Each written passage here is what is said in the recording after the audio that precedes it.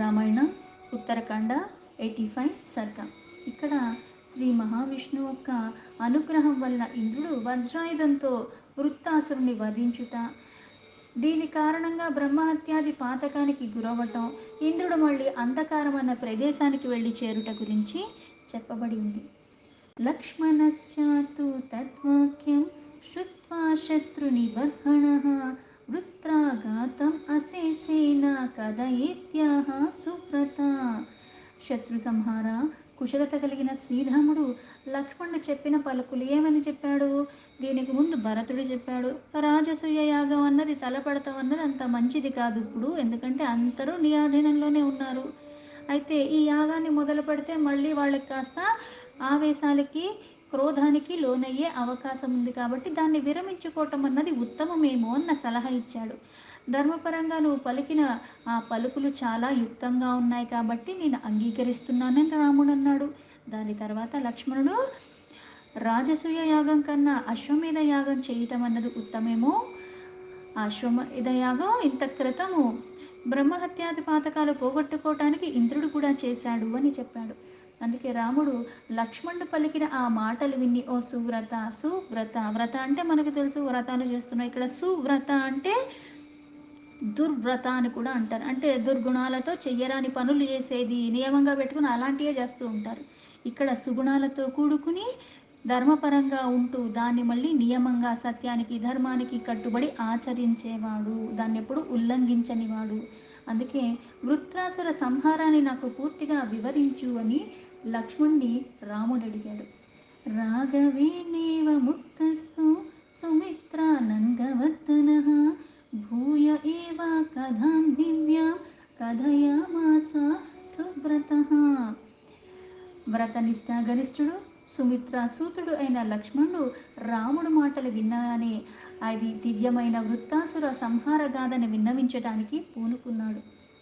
సహస్రాక్ష వచః శ్రుత్వా సర్వేషాం చ దివౌకసాం విష్ణుర్దేవాన్ ఉవాచేదం సర్వాన్ ఇంద్ర పురోగమాన్. ప్రభు, ఇంద్రుడి ద్వారా సమస్త దేవతలు ఎలా అయితే పూర్వము చేశాడు అని, ఈయనక బ్రహ్మహత్యాది పాతకాలు చంపాక వచ్చినాయి, కానీ దానికి ముందు ఏ వృత్తాసుడు ద్వారా అయితే ధర్మపరంగా కట్టుబడి ఉన్నాడు, అన్నీ ఆచరిస్తూ ఇలా కాదు తపస్సు చేయాలని అనుకున్నాడు, అందుకనే రాజ్యాన్ని పెద్ద కొడుకు అప్పచెప్పించేసి ఈయన మళ్ళీ చాలా కఠినమైన నియమాలతో చాలా దీర్ఘకాలము ఆ తపస్సు చేశాడు. దాని ప్రభావంతో ఇక్కడ దేవతలందరికీ కూడా ఇబ్బంది వస్తుంది.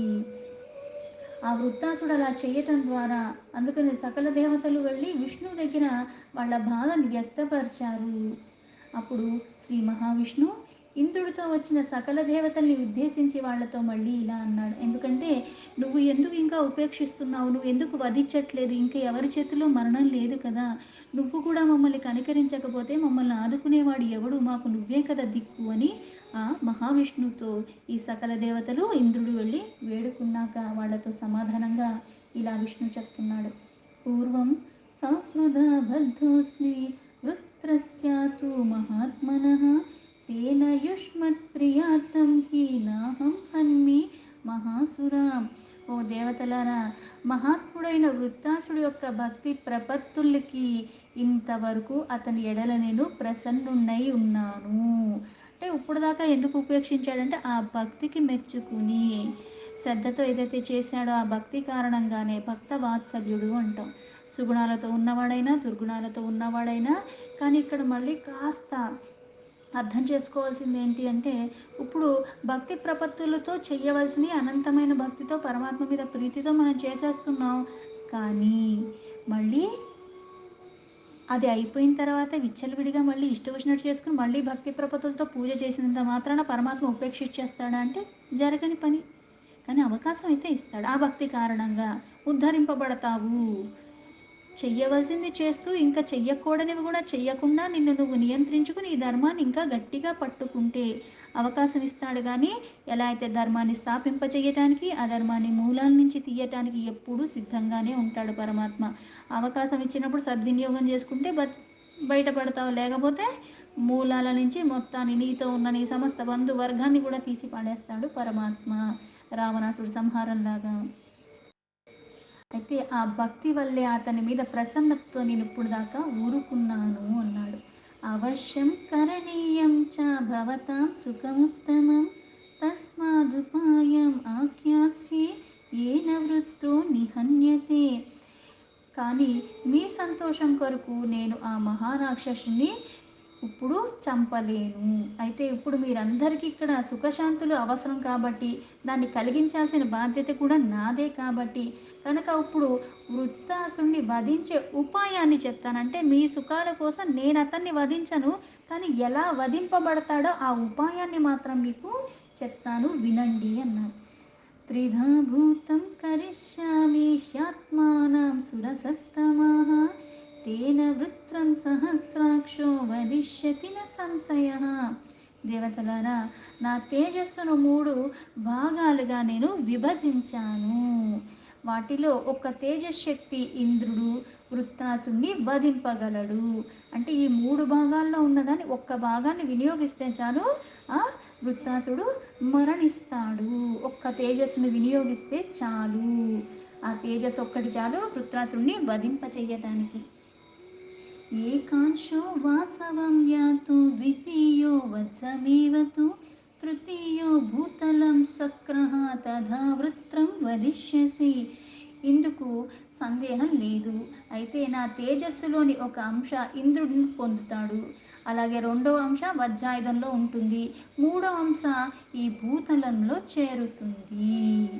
అంతటా ఇంద్రుడు వృత్తాసుని వధింపగలడు. అంటే ఒక అంశతో చచ్చిపోతాడు. అయితే ఇక్కడ 3 అంశాలుగా విభజించి ఒకటి ఇంద్రుడికి ఇస్తున్నాడు, ఒకటి ఇంద్రుడు చేతిలో ఉన్న ఆయుధానికి ఇస్తున్నాడు, ఇంకొకటి మళ్ళీ భూతలంలో. అంటే ఇక్కడ వృంద్రాసుడిని వధించటానికి ఆ బ్రహ్మహత్య పాపకం చుట్టుకుంటుంది. అప్పుడు ఆ రాజ్యాన్ని రక్షించటానికి, అలాగే పర్వత ప్రమాణంలో ఉన్న వృత్రాసుడిని ఆ దేహం బరువు మొయ్యటానికి భూమికి కూడా శక్తి కావాలి. అవన్నీ అవసరం కాబట్టి అందుకే తన అంశనే అక్కడ పెట్టాడు. తథా బ్రువతి ధీవేసి దేవా వాక్యమథా బ్రువన్ ఏవమేతన్న సందేహో యథా వదసి దైత్యహాన్. శ్రీ మహావిష్ణు చెప్పిన ఆ మాటలు విని దేవతలు ఆ స్వామితో మళ్ళీ ఇలా అన్నారు.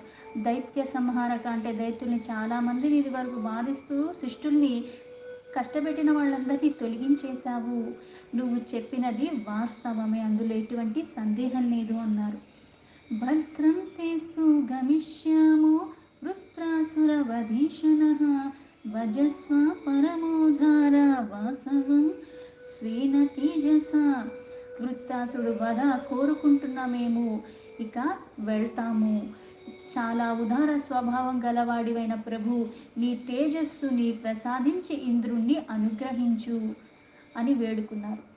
తతః సర్వే మహాత్మానః సహస్రాక్ష పురోగమాః తదరణ్యం ఉపాక్రామన్ యత్ర వృత్రో మహాసురః. తర్వాత మహాత్ముడైన ఆ ఇంద్రాది దేవతలందరూ కూడా ఆ మహాసురుడైన వృత్రాసుడు ఉన్న అరణ్య సమీపానికి చేరుకున్నారు. వారు అక్కడ అసురోత్తముని చూశారు, ఆ వృత్రాసురుని చూశారు.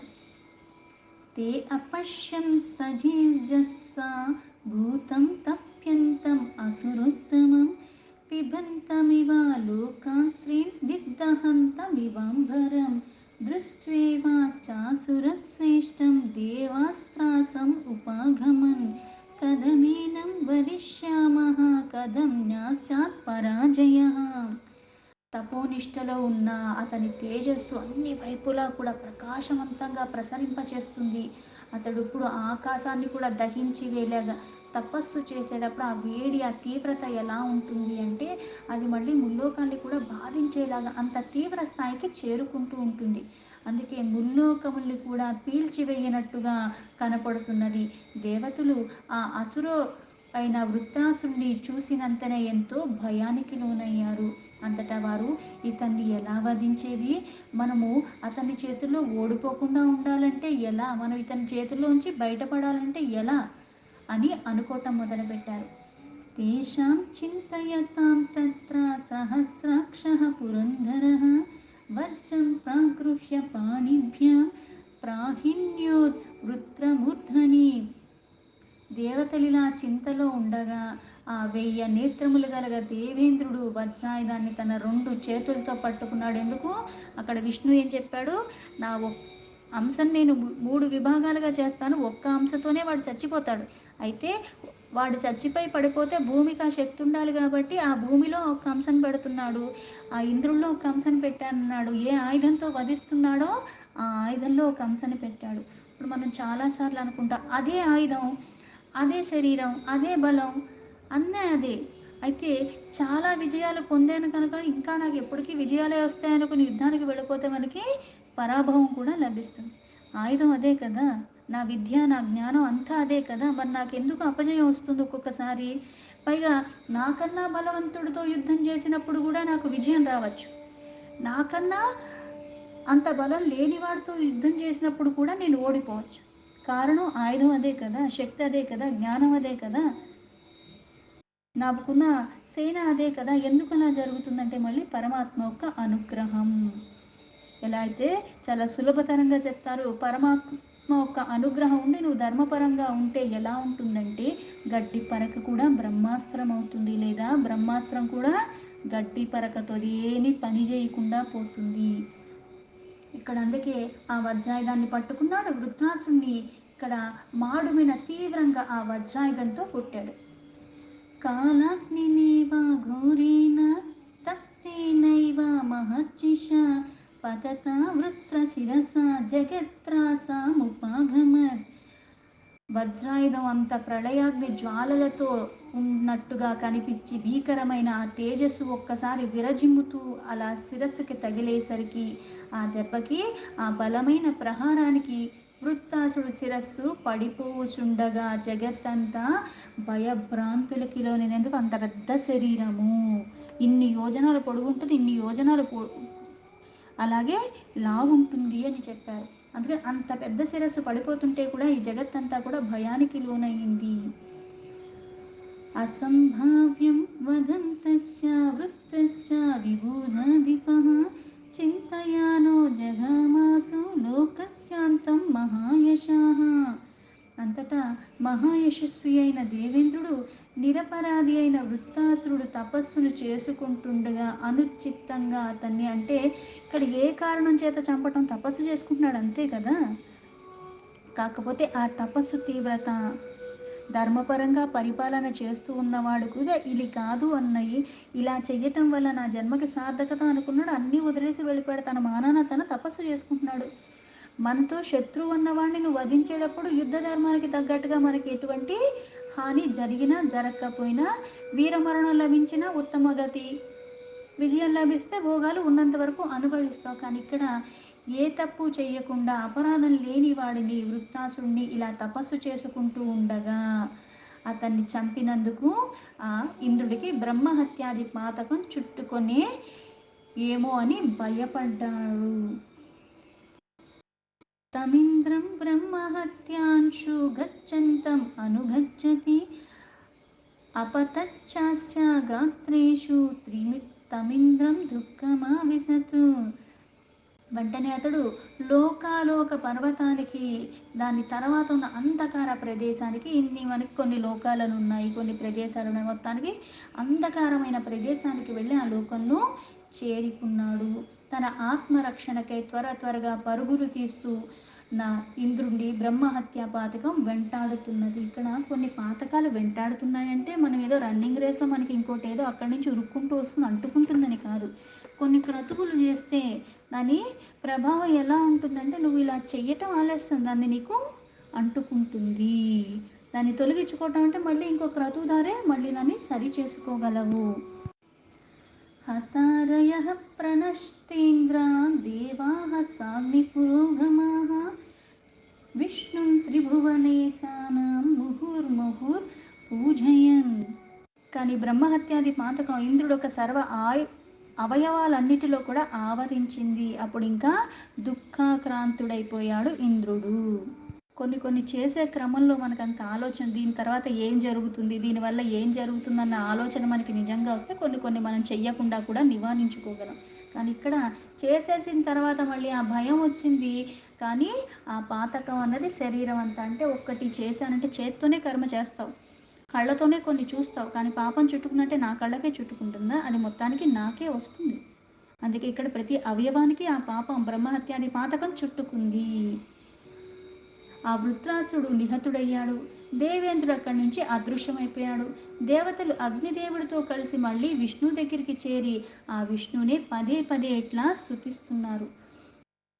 త్వం గతిః పరమేశాన పూర్వజో జగతః పితా రక్షార్థం సర్వభూతానాం విష్ణుత్వం ఉపజగ్మివాన్.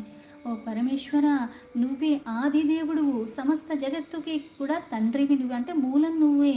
అలాగే మా అందరికీ గతివి నువ్వే, మా అందరికీ ఆధారం నువ్వే, సకల ప్రాణులకి కూడా రక్షించేవాడివి నువ్వొక్కడివే, సర్వవ్యాపకంగా ఉన్నవాడివి నువ్వే కదా.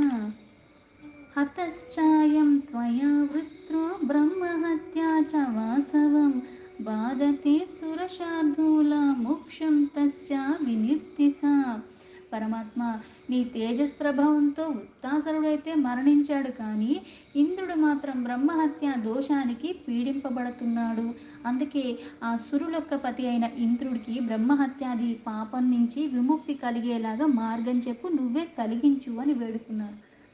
తేషాం తద్వచనం శ్రుత్వా దేవానాం విష్ణురబ్రవీత్ మామేవ యజతాం శక్రః పావయిష్యామి వర్జినం.